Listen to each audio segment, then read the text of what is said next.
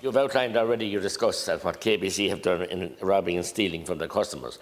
Tens of thousands of businesses, whether they be musicians or whether they be contractors, whether they be taxi men or bus operators, you name it, or small businesses, are waiting anxiously for the next number of days to see will the banks, all the banks, extend the moratorium. In a couple of days' time, it runs out. You told somebody earlier that Minister for Finance is meeting the banks next Tuesday, I think.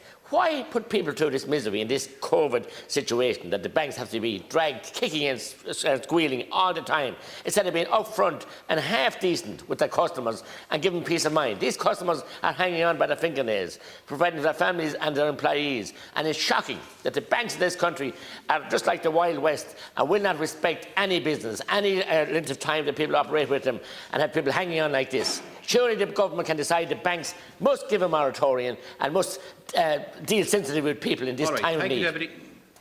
Thank you, Deputy. Deputy Minister Johnny was meeting the banks on Monday, and this stems, or the timelines or the dates, it's from the European banking authorities rather than anything that the government has done.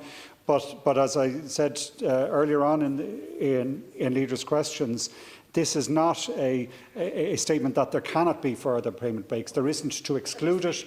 It is impossible for banks, and I would very much encourage the banks and the customers to come together to look to make the appropriate mechanisms to get customers in difficulties through this crisis, including the extension or continuation of breaks.